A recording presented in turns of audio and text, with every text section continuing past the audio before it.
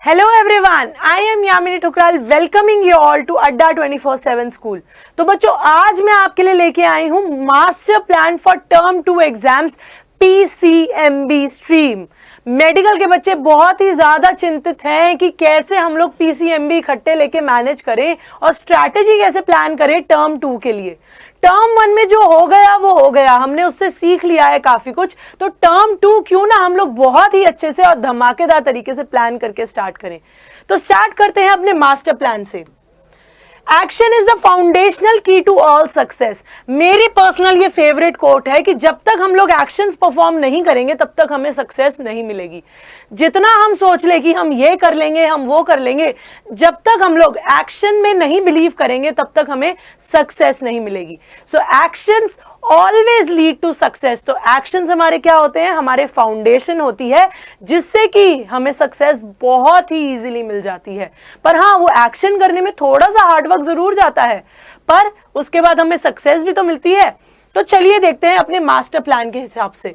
तो syllabus analysis हम लोग स्टार्ट करेंगे लैंग्वेज से, क्योंकि लैंग्वेज बहुत इजी होती है कंपैरेटिवली और सब्जेक्ट्स के। PCMB के कंपैरिजन में हमारी इंग्लिश थोड़ी सी इजी है। तो इसके अंदर हमारे कितने सेक्शंस आते हैं? इंग्लिश में हमारे 3 सेक्शंस आते हैं, ABC। तो A सेक्शन के अंदर हमारे आते हैं रीडिंग कॉम्प्रिहेंशन, जिनके अंदर हमारे 2 पैसेज आएंगे। बी है हमारा क्रिएटिव राइटिंग स्किल, जिसके अंदर शॉर्ट राइटिंग टास्क आएगा और लॉन्ग राइटिंग टास्क आएगा। जो हमारा रीडिंग कॉम्प्रिहेंशन है वो 14 मार्क्स का है, जो क्रिएटिव राइटिंग है वो हमारी 8 मार्क्स की है। लिटरेचर सेक्शन सी वो हमारा कितने मार्क्स का है? 11 मार्क्स है फ्लेमिंगो के और 7 मार्क है विस्टास के। तो टोटल बनता है हमारा 18 मार्क्स। और टोटल मार्क्स कितने का आएगा पेपर? 40 मार्क्स का हमारा थ्योरी एग्जाम आएगा और 10 मार्क्स होंगे हमारे इंटरनल असेसमेंट के। टोटल मिलके कितने बने? 50 मार्क्स। अगले पे चलते हैं। फिजिक्स की अगर हम सिलेबस एनालिसिस की बात करें तो हमारे 1 2 3 4 5 यूनिट्स आ रहे हैं, यूनिट 5 से लेके यूनिट 9 तक। यूनिट 5 हमारा कैरी कर रहा है कितने? 2 मार्क्स कैरी, 17 मार्क्स कैरी कर रहा है हमारे यूनिट 5 एंड यूनिट 6। यूनिट 7 और यूनिट 8 इकट्ठे कैरी कर रहे हैं हमारे 11 मार्क्स, और यूनिट 9 जो कि है हमारा इलेक्ट्रॉनिक डिवाइसेस वो कैरी कर रहा है 7 मार्क्स। तो टोटल हमारा बनता है 35 मार्क्स का पेपर। और 15 मार्क्स के हमारे क्या आ जाएंगे? प्रैक्टिकल्स आ जाएंगे, जो कि 1.5 घंटे का एक प्रैक्टिकल होगा।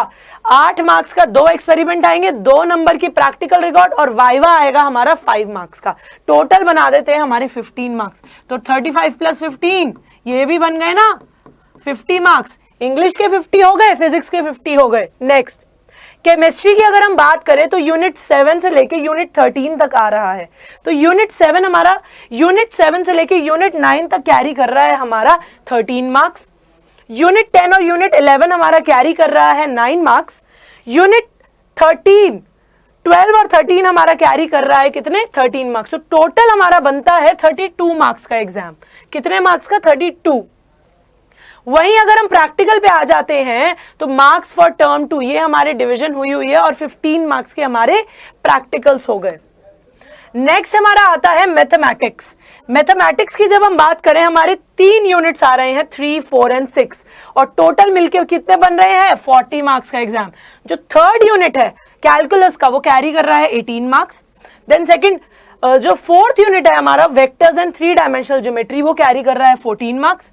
देन 6th यूनिट प्रोबेबिलिटी हमारा कैरी कर रहा है 8 मार्क्स। टोटल बना रहे हैं हमारे कितने? 40 मार्क्स, और 10 मार्क्स का रहेगा हमारा इंटरनल असेसमेंट। इंटरनल असेसमेंट में क्या आएगा हमारा? पीरियोडिक टेस्ट कितने कैरी करने हैं? 5 मार्क्स, और मैथमेटिक एक्टिविटीज कितने कैरी कर रही हैं? 5 मार्क्स। 10 मार्क्स हमारे ये हो गए। बायोलॉजी की अगर बात करें तो बायोलॉजी में टर्म 2 के अंदर यूनिट 8, 9th एंड 10th आ रहा है, जो कि टोटल मिलके कितने मार्क्स बना रहा है हमारा? 35 मार्क्स का एग्जाम बना रहा है। 35 के मार्क्स के एग्जाम के साथ 15 मार्क्स के हमारे प्रैक्टिकल्स आ रहे हैं।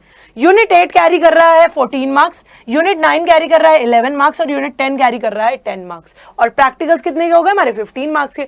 तो इन टोटल हमारे कितने मार्क्स आ रहे हैं? टोटल 50 मार्क्स में से इवैल्यूएशन हो रही है। किसी का 35 का पेपर है, किसी का 40 का पेपर है। तो हमारे पास अभी 3 महीने हैं। 3 महीने है ना, तो दिसंबर तो हमारा ऑलमोस्ट चला गया क्योंकि हमारे न्यू ईयर्स आ गया, हमारा क्रिसमस आ गई।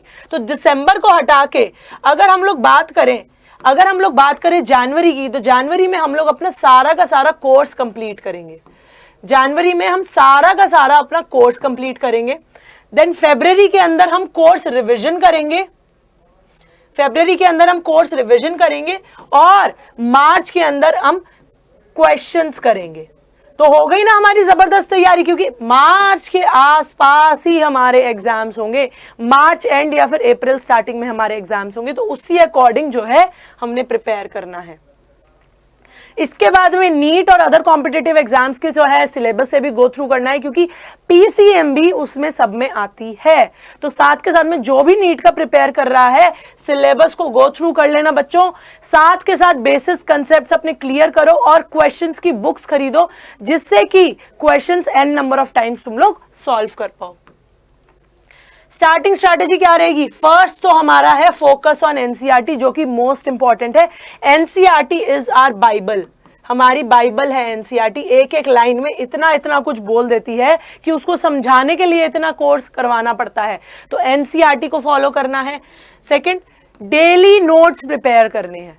डेली नोट्स कैसे प्रिपेयर करने हैं by mind maps and diagrams. ये दो चीजें ध्यान में रखनी है और डेली नोट्स बनाने हैं।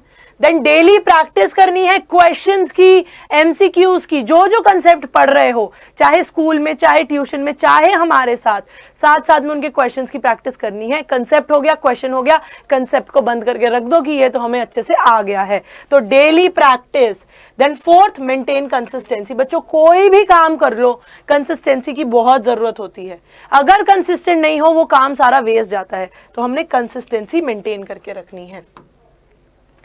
सबसे पहला ये राइट टाइम है to build up the basics for entrance as well as boards की पढ़ाई के साथ साथ एंट्रेंस के सारे बेसिक्स जो हैं क्लियर हो जाएंगे, क्योंकि बेसिक्स तुम्हारे एनसीईआरटी से ही जाते हैं। तो हमने क्या करना है, अब एनसीईआरटी उठानी है टर्म 2 की, और साथ के साथ जो है नीट की भी प्रिपरेशन कर लेनी है। Understand the basics, strengthen the concepts and make a habit of proper solving. Question solving की habit बनाओ कि रोज के रोज जो concept हो रहा है उसके n number of questions निकालो, books खरीद लो 2-3 और उसके अंदर से questions उठा के solve करते रहो।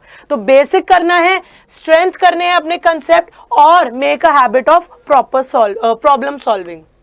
और ये क्या लीड करेगा? हमारा टोटल सक्सेस, जो कि हम लोग एस्पायर करते हैं कि बेसिक्स भी बन गए, कंसेप्ट्स भी क्लियर हो गए और हमें सक्सेस भी मिल गई।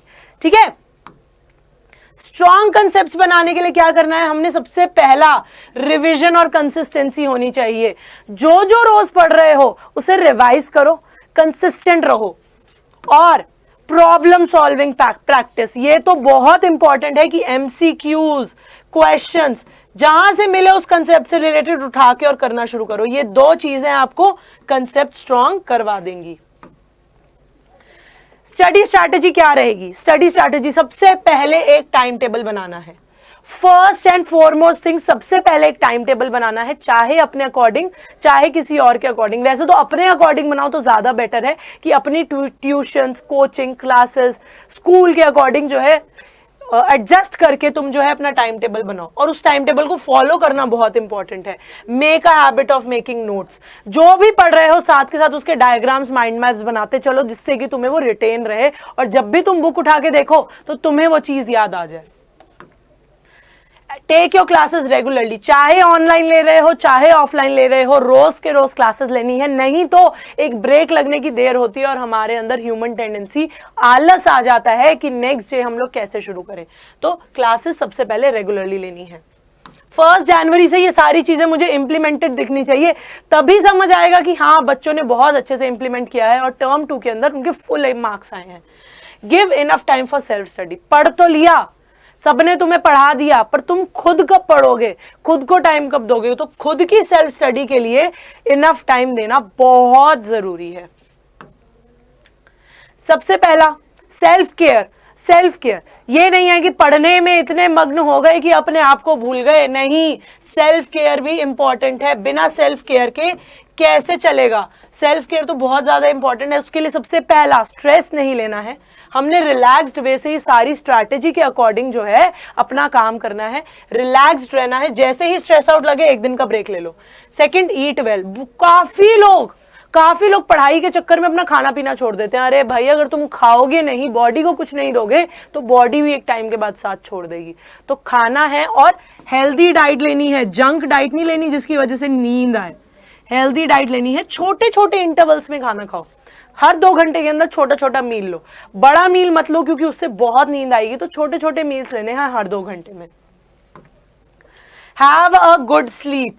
सोना बहुत जरूरी है, 6 to 8 आवर्स, इससे ज्यादा नहीं। 8 आवर्स तो मैक्सिमम हो जाते हैं, 6 to 7 hours are more than enough. क्योंकि अगर सोओगे नहीं तो थक जाओगे और फिर आंखें एक टाइम के बाद साथ जोड़ देती हैं। तो 6 to 8 आवर्स की स्लीप हमने लेनी है। Take time for yourself.